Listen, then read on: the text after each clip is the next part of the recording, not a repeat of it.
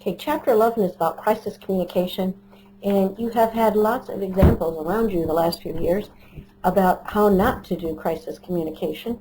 We have some of those examples in the chapter, but this is a chapter that is particularly important, and one of the ones you should take seriously as you go into any business, to make sure there is a crisis plan, and communication is a big part of crisis management. The learning objectives for this chapter: define crisis communication, describe the common public communication mistakes managers make very often, and they seem to make the same ones over and over. Manage internal and external messages during a crisis. It's important that both you look at the internal stakeholders, your employees, and your external, basically, audience, which can be your stakeholders, people who hold your stocks, your bonds, and general public, government. You need to manage risk during a crisis situation.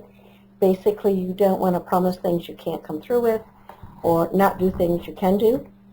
You need to find solutions to the basic pitfalls of effective crisis communication.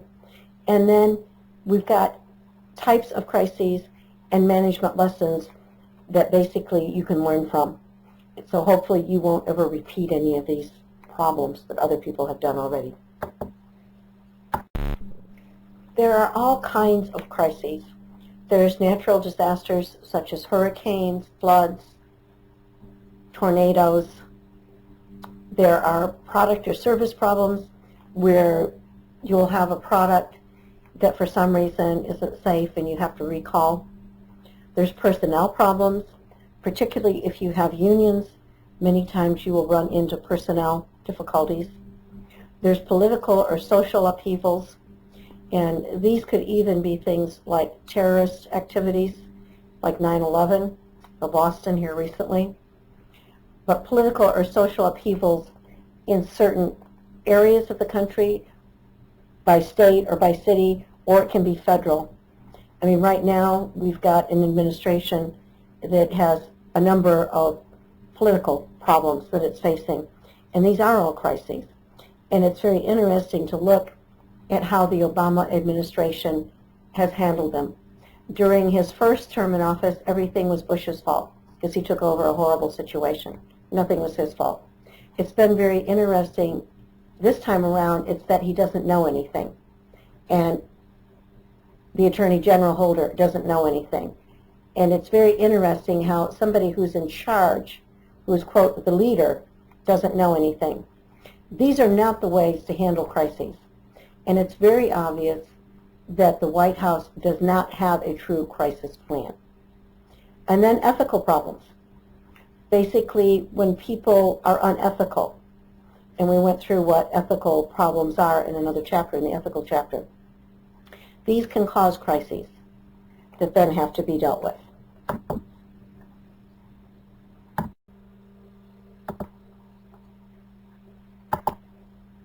Definition of crisis communication: it's a turning point. It's generally when something negative happens. It's a precursor to the actual situation that happens afterwards. The crisis is itself the precursor, the prodromal. It basically is something that will escalate emotions. It makes people very on edge, generally in a negative way. It draws very harsh media and government scrutiny.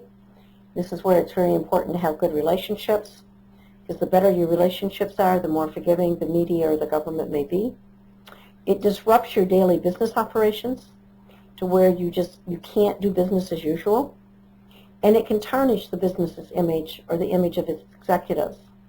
And basically, if a firm has too many crises, they will start to be looked down upon by their external and their internal people, their audiences.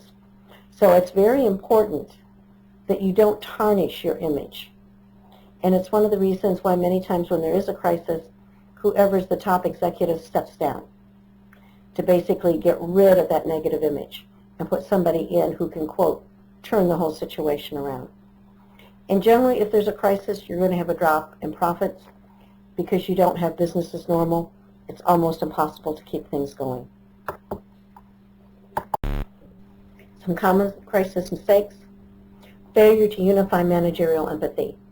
Basically, you've got to make sure your whole managerial team is empathetic with what's going on and that they're working in a planned manner to correct the situation. You don't want people running off and making statements. You want a very clear spokesperson who talks to the media, the press, everybody on the outside of the company. You do need to make sure that your managers are keeping everyone inside the company aware of what's going on. Failure to correctly identify with the public sentiment. If the public is against you because of how something happened, you need to turn that around. And you do that by showing them that you're actually changing things, that you are trying to correct it, that you are very, very sorry for what has happened. If you are not able to do that, then the metaphor, a mega tsunami, fits very, very well. Because if the company does not turn it around, it'll probably be the failure of the company, such as with Madoff's organization and GM, who almost went bankrupt. Managing internal crisis messages is very important because you want your people on the inside to know what you're dealing with and how you think it can be corrected. You want them talking to you too, because this is one point where it could be you've got people at lower levels who actually know more than you do about a given situation, depending on what the crisis is. But you need to send a clear purpose to the message when you're talking internally. People need to understand, they need to analyze, you need to analyze, and let them know what caused this problem and how you're planning on correcting it. Generally, you're going to need to talk with people one-on-one. You're going to need to have meetings where people can ask questions and everybody can work together to correct the situation. There needs to be fundamental guidelines for designing and implementing internal strategies. It's actually best if you have a crisis book where it is all planned out. If there's a crisis, who's going to communicate, who's the point person for talking with the press, who's the point person for talking internally, who's the point person for actually dealing with the actual crisis itself, depending on what kind of a crisis it is. You need to have a storage facility outside where all of your materials are updated on a regular basis so that if one location is destroyed, such as happened with the World Trade Centers, you have another location where you can go to and immediately set up operations. Some of the fundamental guidelines you need, particularly with your employees, is to be direct and honest. And you need to attend to both those tasks, the crisis, and the maintenance, your people functions. You need to keep these both under control. And you need to be very clear as to your purpose, as to what you plan on doing. Two-way communication is absolutely a necessity when you're in a crisis situation. 3 people who have done research in this area are on this slide. Yeomans basically found that practical and theoretical knowledge in a crisis situation can be very beneficial. It gives you a place to start.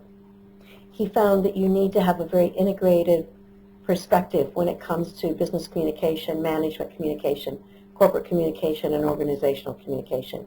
You need to use both formal and informal communication inside of the firm. And there needs to be a sense-making that the organization goes through in order to deal with the crisis.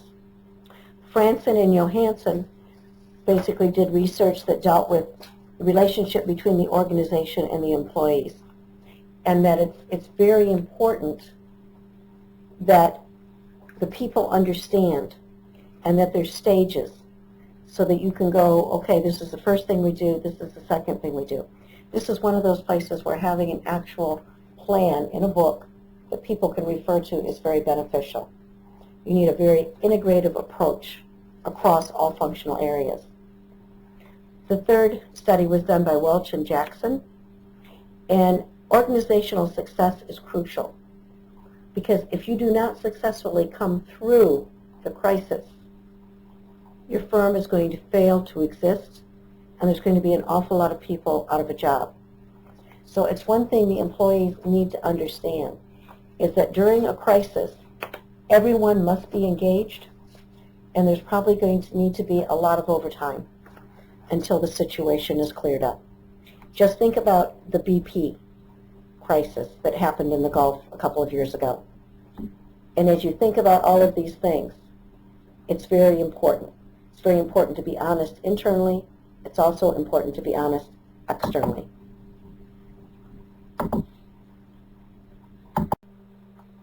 Missouri is another one who did research. And basically, Missouri found out you need to target specific communications. You need to model the role of dealing with a crisis. Again, leadership is from the top down. If the top is not strong, then you can't expect the managers underneath to be strong. There needs to be a very appropriate message that everyone can buy into. You need to consolidate your communications. You need to know how the communication is going to flow. You need to make sure every employee is plugged in somewhere. It is also a very good thing, once you have this planning book, that you simulate a real live crisis and make sure that everyone knows what they're supposed to do. This is the point when you'll find out if there's individuals in your corporation who really cannot deal with a crisis. And there are people who do not deal well with crises. And if that's the case, you want to get them out of those major roles and find someone else to replace them before you're actually in a real crisis. Hopefully, none of you will go through this. Unfortunately, it's happening more today than ever before. Some things you probably should not do is people are different. So you must allow for these differences. And different crises also are different. You know, if it's a natural crisis versus a man-made crisis, the public is going to pick up on it in a different way. Be careful how you spin the media. One thing you want to be very careful of is to give them what you know, the truth. Don't make suggestions that you don't know if they're true or not. A few years ago, there was an unfortunate mine collapse out in Nevada. And the CEO came out and he said, we're going to get these men out alive. He didn't know if they were alive, and he shouldn't have ever guaranteed he was going to get them out alive. Well, that was an internal wish he had, and they were working towards it. What he should have said is, we're going to work to get these men out. Right now, we don't have communications with them. I can't tell you their condition. He should have been honest. I mean, he was doing what he should do, and that is they were trying to get them out. But don't raise people's hopes above where you actually are. A CEO also should not expect to quash what is going on. If it's a negative position and it is a wrong situation, it's not going to go away. You can't just stop the public from reacting to it. It's like expecting the AP to back off when the Obama administration went in and pulled 100 different AP records from people when only a few people were actually involved in the initial cover-up which they wanted to get into in the first place. You have to know your limits. If you don't know your limits, it's going to backfire on you. Review your risk crisis communication plan on a regular basis. And if you don't have one, or it hasn't been opened up in a number of years, it's time to update it. Corporate social responsibility reputation. The better social responsibility your company has had, the more the public will generally back you in your time of need. And the media will also back you. The worse your reputation is when it comes to corporate social responsibility, the more the media and people in general are going to jump on you.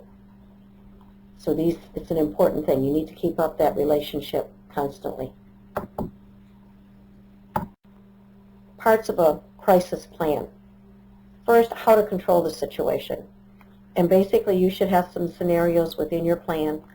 How are you going to handle different situations?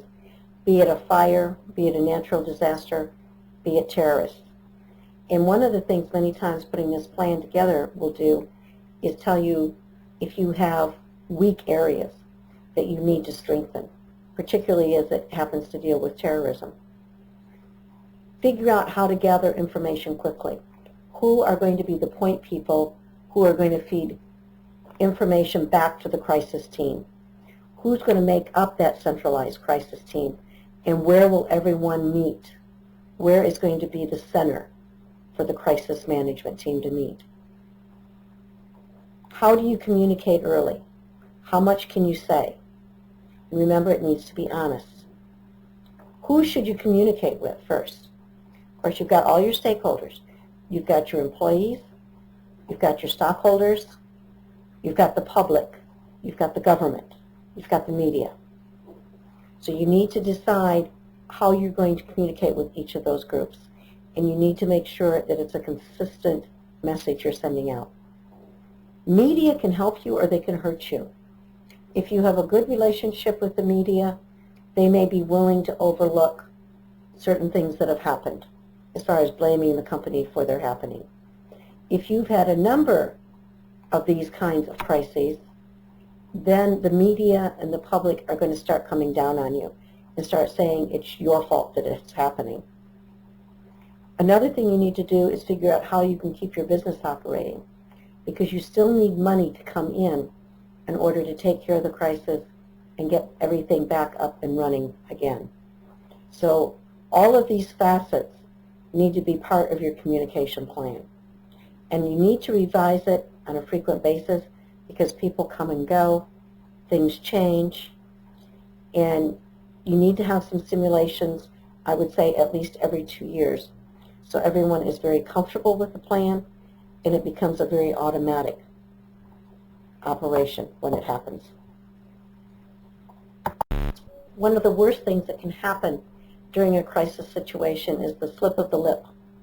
And basically this is what happened with Tony Hayward during BP's Gulf disaster. Instead of making emotions calm, he escalated them. He drew a lot of harsh media and government scrutiny, and he tarnished BP's image and his own image, and the stock prices fell. Basically what his slip of the lip was saying he wanted his life back. And this was a horrible situation because there were many people in the Gulf that had lost their ability to make a living because of this oil spill. He was still getting paid. He just simply wanted to be out on his yacht. He didn't want to be working. With that slip of the lip, he lost the media, he lost the public. And his purpose as far as trying to solve the problem failed. Because when he did that, everybody else wanted their lives back also. And the company had to make some immediate changes very fast, and they did. They demoted him. They brought in an American to handle the situation, since this was a crisis in America. And they solved that part. They basically closed the door on Hayward and didn't allow him to open up his mouth again. But these slip of the lips can be very, very expensive, particularly during a crisis situation. If BP were to have another failure right now, it would probably be very negative and go against them because of a lot of things that came out in the aftermath of this crisis. There were facts that they knew things that were weak and they did nothing to prevent them from blowing. And this is a listing with all of the things that Tony Hayward did. Basically, he almost, by one man, destroyed BP. If people had done to BP what they did to Exxon during the Exxon Valdez disaster a number of years ago, many people quit buying Exxon gas because they didn't feel Exxon did what they could to correct the situation. To BP's credit, one of the things they have continued to do till this day is to continue to clean up the coast from any residual oil that has come in.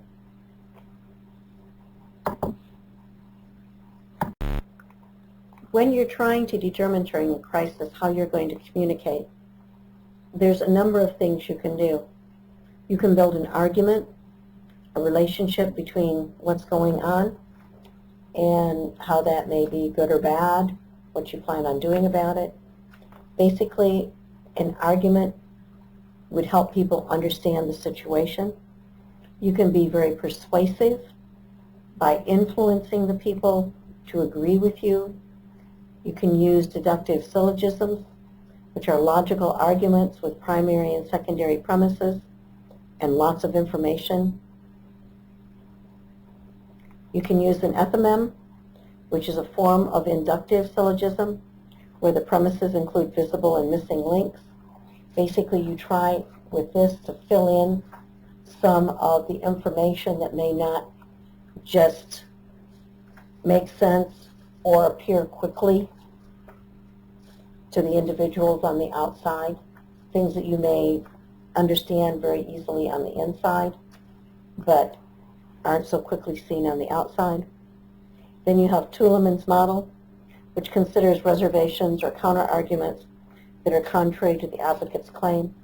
These are the things that other people are going to bring in, and basically it may be things that you didn't know about as the CEO of the company that need to be answered, and it's going to be all the counter-arguments that you get that you need solutions to. It's not easy, because depending on how the media views you and how people on the outside view you, it can be sometimes a very difficult thing to argue. There are lots of examples. We've already gone through the Hayward example. Another example was Michael Vick and his dogfighting. I mean, he initially didn't make any attempt to really cover it up. He really didn't see anything wrong with it until he spent time in jail. I mean, he was lucky. He could come back and be a football player again. And he was made basically to understand how horrible what he was doing was by having to do some public restitution. And this was a good thing. But public sentiment was very, very much against him. And in some ways, he's probably very lucky he was signed again, because there were a number of teams that didn't even want to touch him because of the deeds he had done. President George Bush, of course, got the wrath of the nation during Katrina when he made a statement that his FEMA director, Michael Brown, was doing a heck of a job, when in fact, President Bush hadn't gotten all the real information of what was going on. It didn't help that you had a mayor in the town and a governor of the state which wouldn't allow the federal government to initially come in and help. They were going to take care of the disaster themselves, only they didn't. And then during Obama's presidency, we had the horrible situation that happened with Shirley Sherrod when she was basically lied about as far as the job she had done. And when the truth came out, she was cleared. And some good things about it, it was done very fast. It allowed her to save face, and it corrected the situation. And that is a very important thing, is that you correct the situation very, very quickly.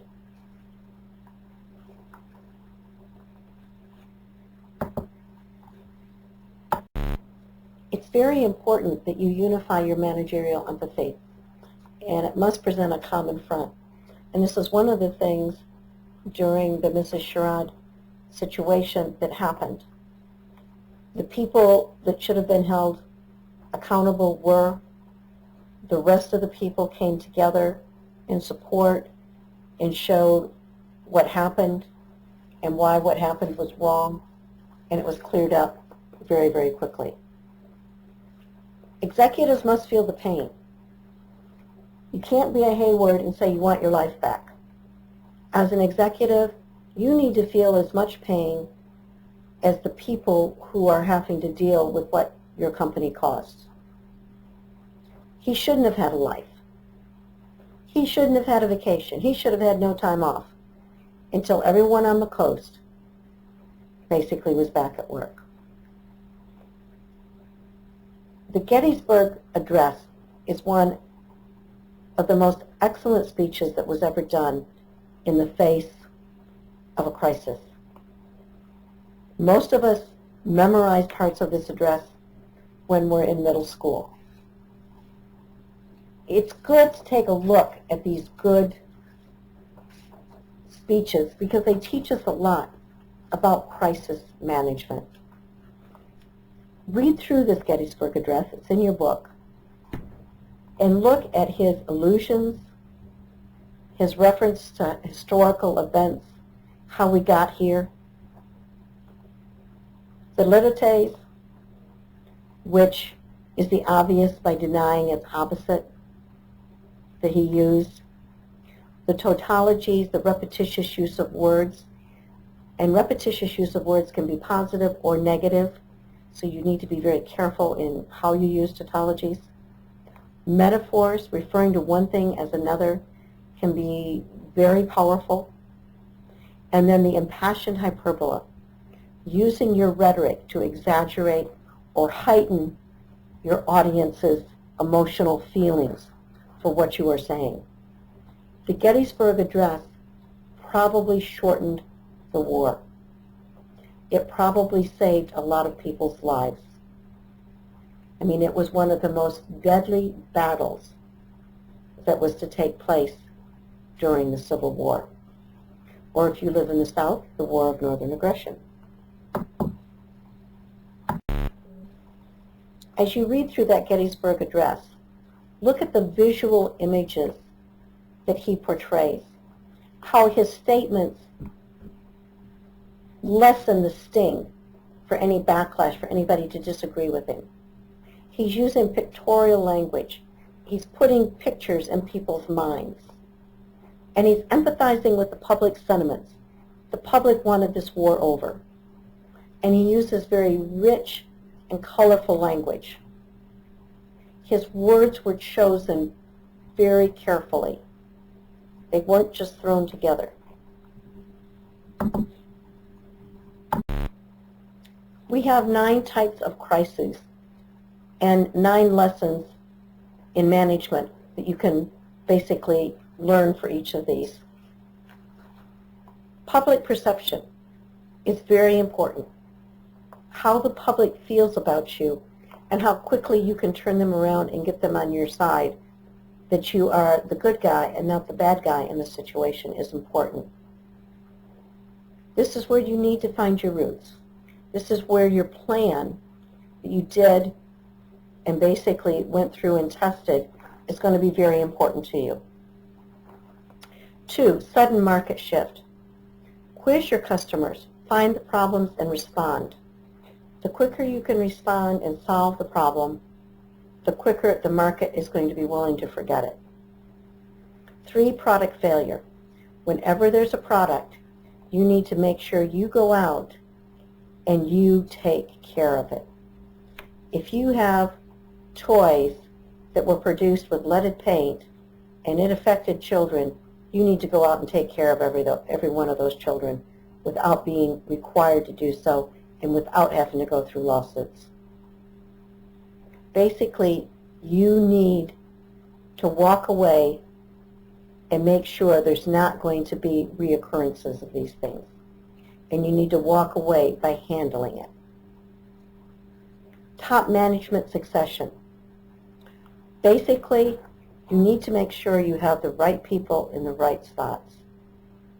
And you need to make sure that a crisis isn't triggered or made worse by somebody making statements that are either not true or are not empathetic.